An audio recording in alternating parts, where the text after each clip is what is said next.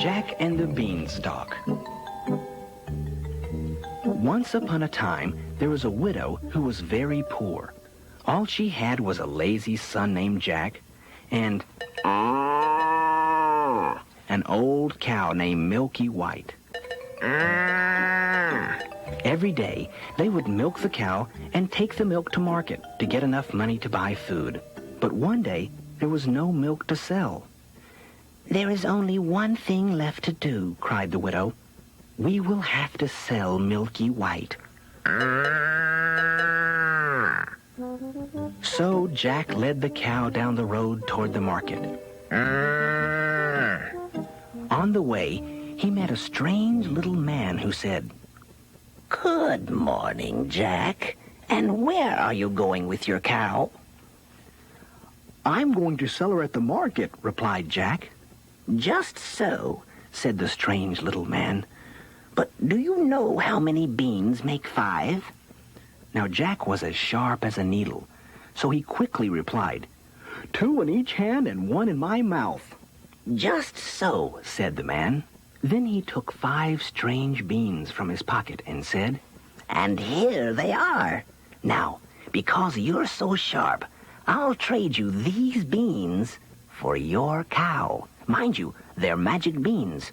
If you plant them, they'll grow right up into the sky."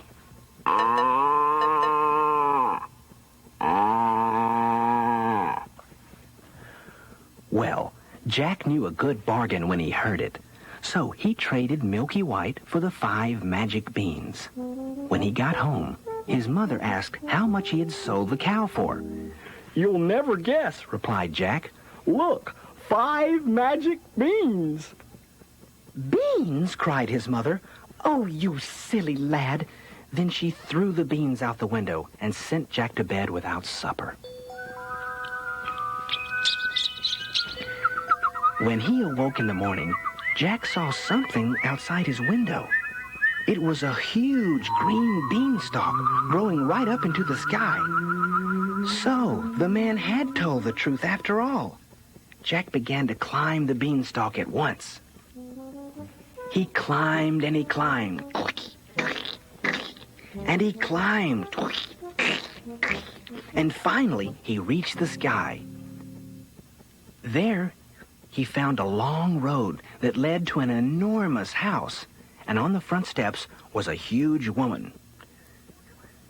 "Good morning," said Jack. "Might I have some breakfast?" "Breakfast?" cried the woman. "If you stay here, you'll be breakfast.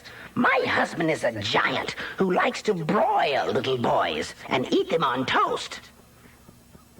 But Jack was so hungry that the giant's wife took him into the kitchen and gave him something to eat. Before he had finished, Jack heard the giant's footsteps.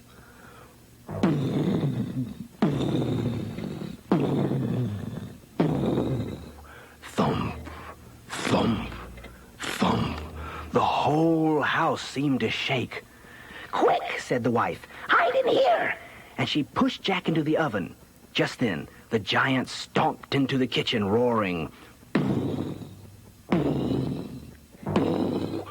"Fee, fi, fo, fum.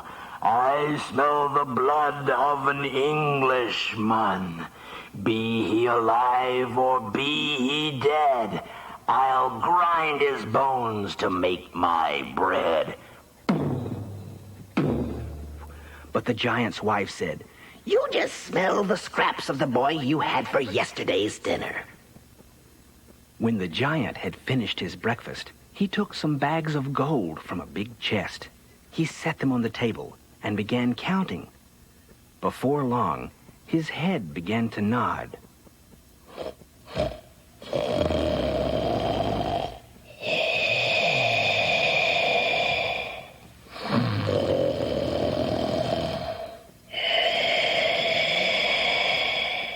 And soon, the whole house shook with the sound of his snoring.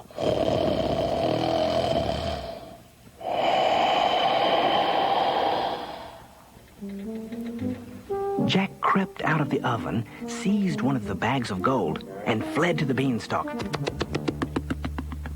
He dropped the bag down to his mother's garden and climbed down after it.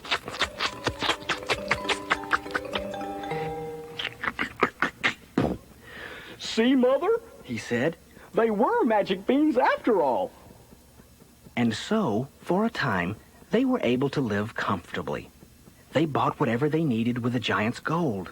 But at last, the bag was empty, and Jack decided to go up the beanstalk again. So, one morning,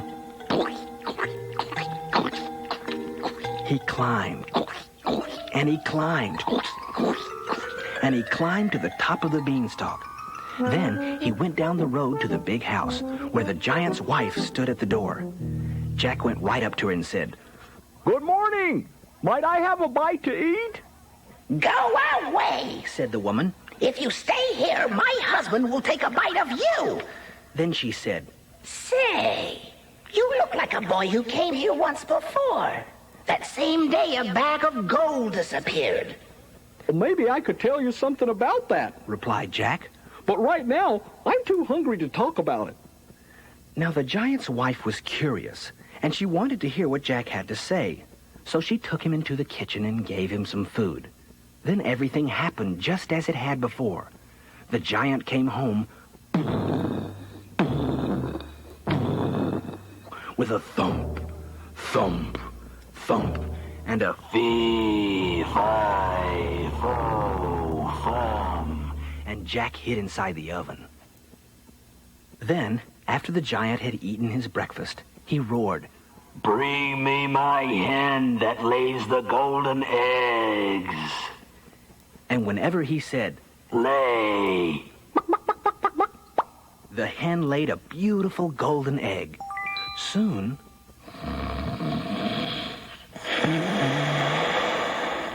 the giant fell fast asleep. Jack grabbed the hen, ran to the beanstalk, and climbed down as fast as he could.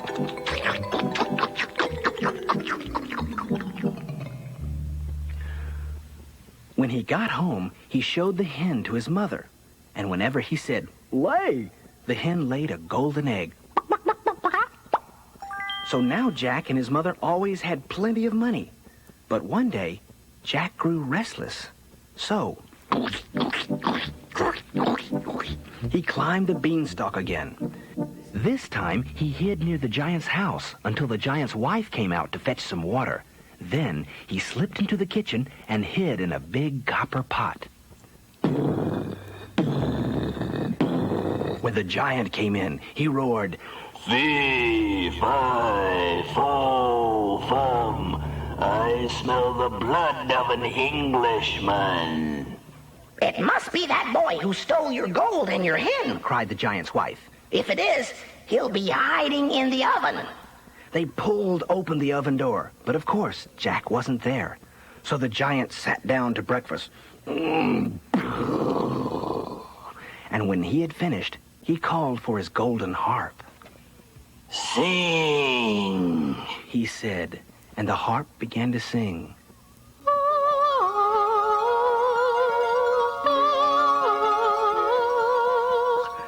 The beautiful songs made the giant sleepy.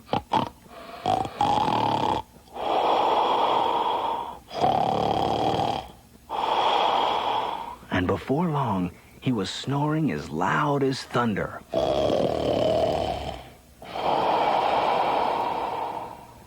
Jack crept out of the copper pot and snatched the golden harp. But the harp cried out, "Master!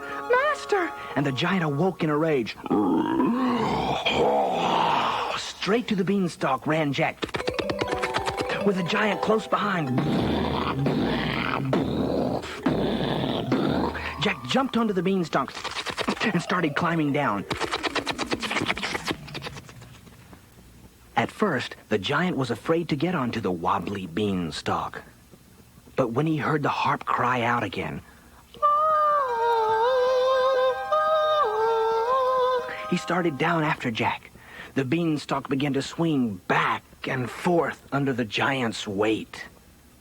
By this time, Jack could see his mother's house. He cried out, "Mother, bring an axe!" and his mother came running with the axe. Jack jumped to the ground, seized the axe, and swung it at the beanstalk.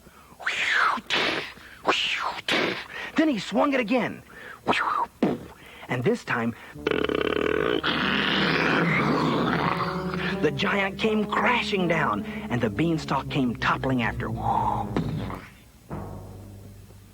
Jack showed his mother the golden harp, and whenever they said, Play! the harp played beautiful music for them. They grew rich from the hen's golden eggs.